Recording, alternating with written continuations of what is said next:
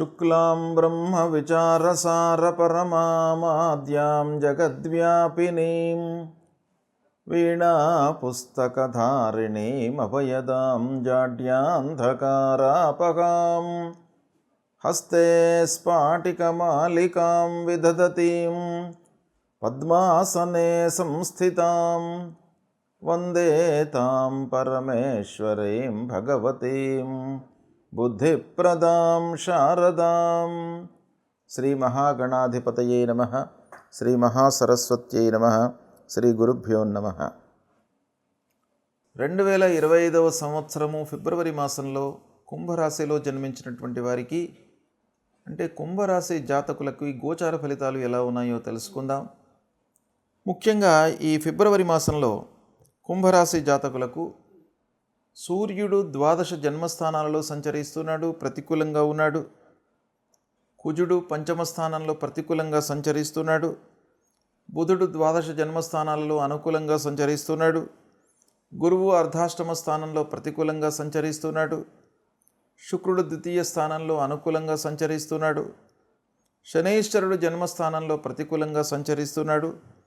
రాహు ద్వితీయ స్థానంలో ప్రతికూలంగా ఉన్నాడు. కేతు అష్టమ స్థానంలో ప్రతికూలంగా ఉన్నాడు.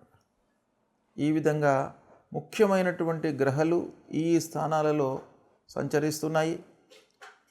ఈ గ్రహస్థితిని చూసినట్టయితే ఎక్కువ గ్రహాలు ప్రతికూలంగానే సంచరిస్తున్నాయి. బుధుడు శుక్రుడు మినహాయించి మిగతా గ్రహాలన్నీ కూడాను ప్రతికూలంగానే సంచరిస్తున్నాయి. అయితే బుధుడు శుక్రుడి యొక్క ప్రభావం మూలకంగా తాత్కాలికంగా ఈ నెల లోపల కొన్ని విషయాలలో మీకు మంచి జరిగే అవకాశాలు కూడాను ఒక పక్కన గోచరిస్తున్నాయి. అయినప్పటికీ ప్రధానమైనటువంటి గ్రహాలు వాటి యొక్క స్థితి ప్రతికూలంగా ఉంది కాబట్టి కొంత ఇబ్బందులు కుంభరాశి వారికి తప్పవు ఈ మాసంలో. ఓవరాల్గా మనం చూసినట్టయితే ప్రతి విషయం లోపల కూడాను మీరు ఆచితూచి వ్యవహరించాలి. 1కి 4 సార్లు ఆలోచించండి. ప్రారంభించేటువంటి పనిని కూలంకషంగా మీరు తెలుసుకోండి. వాటి యొక్క పూర్వాపరాల గురించి తెలుసుకున్న తర్వాత ప్రణాళికాయుతంగా ప్రారంభం చేయండి. అప్పుడు మీకు విఘ్నాలు, ఆలస్యము, తర్వాత ఆర్థికపరమైనటువంటి సమస్యలు కొంత తగ్గే అవకాశాలు ఉంటాయి. అయినప్పటికీ ప్రారంభించిన పనుల లోపల మట్టుకు ఆలస్యం గోచరిస్తుంది. దానికి మీరు ఎఫర్ట్స్ పెట్టుకొని అలాంటివి ఆటంకాలు రాకుండా ఉండడానికి చూసుకోండి. ఇకపోతే ఉద్యోగస్తులకు కొన్ని ఇబ్బందులు కనబడుతున్నాయి ఈ మాసంలో. ఉద్యోగము మారకుండా ఉండడము మంచిది. ముఖ్యంగా స్పెసిఫిక్గా ఈ మాసంలో ఏంటంటే ఏదైతే ఉద్యోగం చేస్తున్నారో ఆ ఉద్యోగాన్నే కొనసాగించడం మంచిది. మీకు ఏదో ప్రలోభానికి లోనయ్యి కొత్త ఉద్యోగంలో మీరు చేరుదాము అనేటువంటి ఆశ ఒకవైపున జనించినప్పటికీ ఈ మాసం లోపల మీరు చేస్తున్నటువంటి ఉద్యోగంలోనే కొనసాగడము అన్ని విధాలుగా మంచిది. మళ్ళీ మంచి టైం వచ్చినప్పుడు మీరు కొత్త ఉద్యోగంలోకి స్విచ్ ఓవర్ కండి. ఇకపోతే చేస్తున్నటువంటి ఉద్యోగం లోపల కూడాను బరువు బాధ్యతలు పెరుగుతాయి. ఎక్కువ సమయం వెచ్చించవలసి వస్తుంది, ఎక్కువ ఎఫర్ట్స్ పెట్టవలసి వస్తుంది ఉద్యోగస్తులు. అయినప్పటికీ మీ పనితనానికి గుర్తింపు ఉండకపోవడము, అధికారుల నుండి ఆదరణ లేకపోవడము, అధికారులు కూడాను మీ యొక్క పనిని గుర్తించకపోవడము, ఇలాంటివి ఎన్నో మీకు నెగిటివ్ ఎఫెక్ట్స్ ఉండేటువంటి అవకాశాలు ఈ మాసంలో కనబడుతున్నాయి. కాబట్టి ఉద్యోగస్తులు ప్రత్యేకించి ఈ మాసంలో చాలా జాగరూకతతో వ్యవహరించాలి. ఇక అన్నదమ్ములు, బంధువులు, స్నేహితులు, ఆత్మీయులు వీళ్ళ విషయం ఆలోచించినట్టయితే వీరి మూలకంగా మీకు 50% అనుకూలంగా ఉంది, 50% ప్రతికూలంగా ఉంది. కాబట్టి ఎక్కువ దురుసుగా ప్రవర్తించకుండా, సాహసించి నిర్ణయాలు తీసుకోకుండా మీకు ఎంతవరకు అవసరమో అంతవరకే మీరు చర్చించండి. కలహాలలోకి మధ్యవర్తిత్వం వహించకండి. సాక్షిగా మీరు వెళ్ళకండి. ఏవైనా కార్యక్రమాలలోకి మీరు ఇబ్బందులలో పడతారు. ఇక భూ వ్యవహారము, వాహనముల కొనుగోలు చేయడము, ఇలాంటి విషయాలు మీరు పోస్ట్పోన్ చేసుకోవడం మంచిది. ఒకవేళ ఏదైనా కూడా మీకు తప్పని పరిస్థితిలో చేయవలసి వస్తే జాగ్రత్తగా బాగా ఆలోచించి డాక్యుమెంట్స్ వ్యవహారంలో కానివ్వండి, తర్వాత వాటికి సంబంధించినటువంటి పూర్వాపరాలు బాగా జాగ్రత్తగా తెలుసుకున్న తర్వాతనే మీరు కొనుగోలు చేయండి. లేనట్టయితే మీరు ఇబ్బందులకు గురయ్యేటువంటి అవకాశం బాగా కనబడుతుంది. ఇకపోతే విద్యార్థులు కొంత శ్రమించవలసినటువంటి సమయము, ఊహించిన ఫలితాలు ఉండవు కనుక ఎఫర్ట్స్ మీరు చాలా పెట్టాలి. విద్యార్థులు బాగా కష్టపడితే కానీ ఫలితం మీకు అందే అవకాశాలు లేవు ఈ మాసంలో. కాబట్టి మీ వైపు నుండి ఎఫర్ట్స్ బాగా అవసరము. విదేశీ ప్రయాణం కొరకై ప్రయత్నం చేస్తున్నటువంటి వారు, హయ్యర్ ఎడ్యుకేషన్ కొరకై విదేశాలకు వెళ్ళాలి అని అనుకున్నటువంటి వాళ్ళు కొంత జాగ్రత్తగా నిర్ణయాలు తీసుకోండి. ఆర్థికపరమైనటువంటి సమస్యలు మీకు ఎదురయ్యే అవకాశాలు ఉన్నాయి. తర్వాత సంస్థాపరంగా కొన్ని ఇబ్బందులు తలెత్తే అవకాశాలు ఉన్నాయి కాబట్టి కొంత జాగ్రత్తగా నిర్ణయాలు తీసుకోండి. ముఖ్యంగా ఆర్థికపరమైనటువంటి విషయాలలో చాలా జాగ్రత్తగా ఉండండి.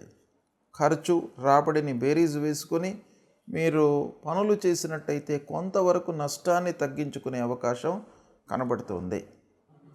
ప్రతి విషయంలోనూ మీకు శ్రమ కనబడుతుంది. శ్రమకు తగినటువంటి ఫలితము ఉండదు. కాబట్టి రెట్టింపు శ్రమ మీకు అవసరం ఈ మాసం లోపల.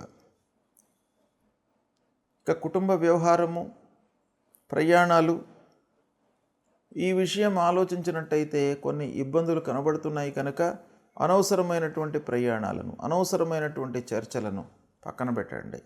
మీకు ఏది అవసరమో అంతవరకే చేయండి. అయితే కుటుంబం లోపల కూడాను పెద్దల విషయంలో మీకు బాగానే ఉంది. తల్లిదండ్రులతో మీకు సత్సంబంధాలే ఉంటాయి.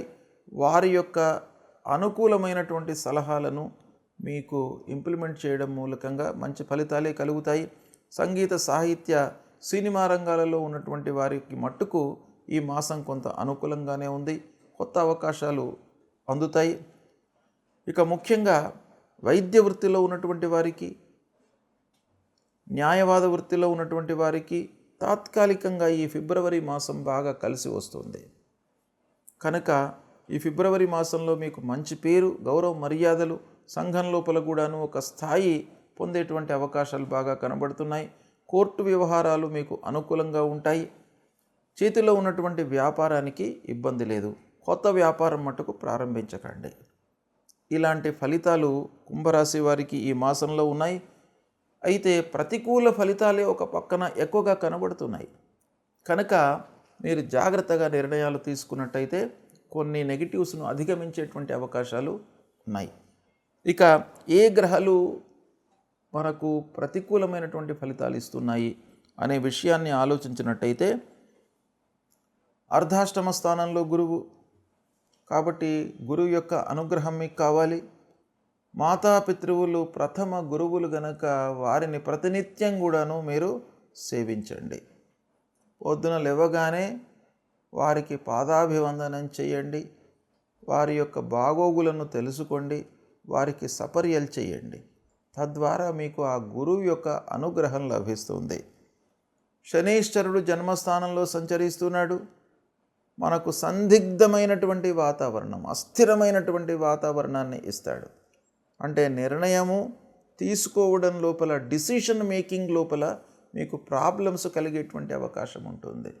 వాటి నుండి విముక్తులు కావడానికి మీరు ఆంజనేయ స్వామిని దర్శించుకోండి. హనుమాన్ చాలీసా పారాయణం చేయండి. నవగ్రహ స్తోత్ర పారాయణం చేయండి. వీటి మూలకంగా మీకు మంచి ఫలితం కలుగుతుంది.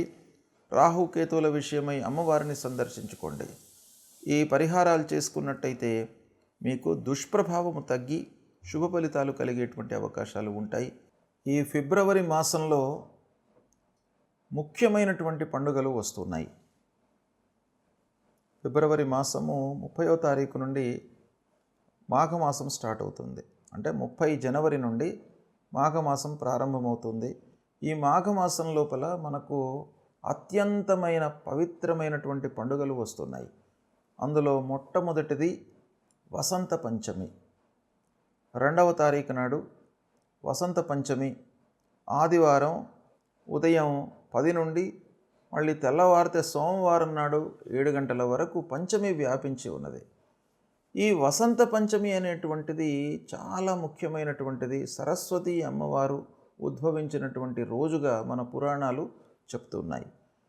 కనుక విద్యార్థులు ముఖ్యంగా ఈ వసంత పంచమి రోజున అమ్మవారి దేవాలయానికి వెళ్ళి సరస్వతి అమ్మవారి యొక్క అనుగ్రహాన్ని పొందినట్టయితే మీకు సువిద్య, మంచి విద్య ప్రాప్తి అవుతుంది, వస్తుంది అనేటువంటిది మనకు పురాణ ఇతిహాసాలు చెబుతున్నాయి.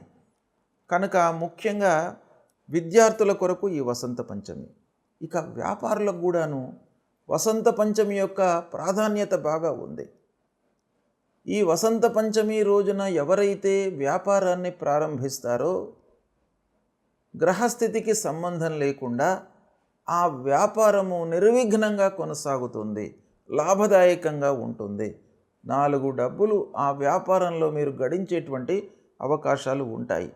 కాబట్టి వసంత పంచమి రోజున మీకు అవకాశాలు ఉన్నట్టయితే వ్యాపారం చేసుకునేటువంటి వాళ్ళు కొత్త వ్యాపారము ఏదో రకంగా వ్యాపారాన్ని ప్రారంభించినట్టయితే మీకు సత్ఫలితాలు ఉంటాయి. ఇక ప్రత్యేకంగా ఈ వసంత పంచమి రోజును మనకు శాస్త్రం లోపల చాలా ఉత్తమమైనటువంటి దినంగా చెప్పబడి ఉంది. ఏంటంటే ఉగాది, విజయదశమి, వసంత పంచమి, రథసప్తమి, కార్తీక శుద్ధ ప్రతిపద, ఇవన్నీ కూడాను ముఖ్యమైనటువంటి పండుగలు. అంటే ముఖ్యమైనటువంటి రోజులు మనం ప్రారంభించడానికి, ఏవైనా కార్యక్రమం ప్రారంభించడానికి కానివ్వండి, ఏదైనా పని చేయడానికి, ఇవి ఈ రోజులలో మీరు చేసినట్టయితే 100% మీకు విజయము చేకూరుతుంది అనేటువంటి విషయం మనకు శాస్త్రంలో చెప్పబడి ఉంది. ఇలా వసంత పంచమి విద్యార్థులకే కాకుండా, వ్యాపారస్తులకే కాకుండా ప్రతి మనిషికి కూడాను మంచి పర్వకాలంగా మనకు శాస్త్రము చెప్పింది. కాబట్టి ఈ వసంత పంచమి రోజును మీరు ఉపయోగించుకోండి. అందరూ కూడాను ఈ వసంత పంచమి రోజున అమ్మవారి అనుగ్రహంతో అమ్మవారి దేవాలయానికి వెళ్ళి అమ్మవారి యొక్క అనుగ్రహాన్ని పొంది మీరు కార్యక్రమాలు ప్రారంభించినట్టయితే మీ అందరికీ కూడాను విజయం చేకూరుతుంది. ఇక రెండవ ముఖ్యమైనటువంటి పండుగ ఈ ఫిబ్రవరి మాసంలో వస్తూ ఉన్నటువంటిది రథసప్తమి. రథసప్తమి రోజున సూర్యభగవానుణ్ణి మనం పూజించాలి. ఆ రథసప్తమి రోజున ఎవరైతే ఆ సూర్యభగవానుణ్ణి పూజిస్తారో వారికి ఈ సంవత్సరం పొడుగు మొత్తం కూడాను ఆయురారోగ్య ఐశ్వర్యాలన్నీ కూడాను కలుగుతాయి. అంటే ఆరోగ్యము చాలా బాగా ఉంటుంది, నిరాటంకంగా జీవితం కొనసాగుతుంది ఆ సూర్యభగవానుడి యొక్క అనుగ్రహం మూలకంగా. దాని తర్వాత మళ్ళీ వచ్చేటువంటిది భీష్మ ఏకాదశి. ఈ భీష్మ ఏకాదశి కూడాను చాలా ముఖ్యమైనటువంటి పర్వకాలం. భీష్మ పితామహుణ్ణి ఉద్దేశించి ఆ ఏకాదశి రోజున ఉపవాసం చేసుకున్నట్టయితే మీకు అత్యంత శుభప్రదమైనటువంటి ఫలితాలు, అక్షయమైనటువంటి పుణ్యఫలం లభిస్తుంది. దాని తర్వాత మాఘ పౌర్ణిమ కూడాను అత్యంత పవిత్రమైనటువంటి రోజు ఈ ఫిబ్రవరి మాసంలో వస్తుంది. ఆ రోజున మాఘ పౌర్ణిమ రోజున ఏంటయ్యా విశేషం అంటే స్నానానికి ప్రత్యేకమైనటువంటి దినంగా మనకు శాస్త్రం చెప్పింది. అంటే ఆ మాఘ పౌర్ణిమ రోజున ఉదయం పూటనే స్నానం చేసుకోవాలి. 12వ తారీఖు నాడు వస్తుంది మాఘ పౌర్ణిమ. ఆ రోజున ఉదయం 5:30 నుండి 7:30 మధ్య కాలం లోపల సూర్యోదయాత్ పూర్వము, సూర్యోదయాత్ కించిత్ పరం, ఈ కాలం లోపల మీరు స్నానం ఆచరించినట్టయితే అక్షయ పుణ్యఫలము లభిస్తుంది. మీరు చేసినటువంటి పాపాలన్నీ కూడాను దూరం అవుతాయి. కొన్ని విషయాలలో మనకు తెలియకుండా మనం కొన్ని తప్పులు చేస్తాం. అలాంటి తెలియకుండా చేసేటువంటి తప్పులన్నీ కూడాను ఆ ఉదయం పూట మనం చేసేటువంటి స్నానం మూలకంగా పరిహారం అవుతుంది. దాని తర్వాత మళ్ళీ మహాశివరాత్రి 26వ తారీఖు నాడు మహాశివరాత్రి పర్వకాలం ఈ ఫిబ్రవరి మాసంలో వస్తుంది. మహాశివరాత్రికి ప్రత్యేకమైనటువంటి ప్రాధాన్యత ఉన్నది. మహాశివరాత్రి రోజున ఆ భగవంతుడు పరమేశ్వరుడు లింగస్వరూపంలో ఉద్భవించాడు అనేటువంటిది మనకు శాస్త్రం చెప్తోంది. అంటే లింగాకారంలో ఆవిర్భవించినటువంటి దినం మహాశివరాత్రి. కాబట్టి ఆ మహాశివరాత్రి రోజున కూడాను ఆ శివుణ్ణి అభిషేకించినట్టయితే మీకు అక్షయమైనటువంటి పుణ్యం కలుగుతుంది, అపమృత్యు దోషాలు దూరం అవుతాయి. కాబట్టి ఈ అన్ని ఫిబ్రవరి మాసంలో ముఖ్యమైనటువంటి పండుగలు వస్తున్నాయి కనుక వీటిని దృష్టిలో పెట్టుకొని ఆ పండుగలకు మనకు శాస్త్రంలో చెప్పినటువంటి ప్రాధాన్యతని దృష్టిలో పెట్టుకొని మీరు ఆచరించినట్టయితే సత్ఫలితాలను పొందుతారు, ఉత్తమ గతిని పొందుతారు అనేటువంటి విషయం మనకు శాస్త్రం చెప్పింది కనుక ఆచరించండి, శుభ ఫలితాలను పొందుతారు.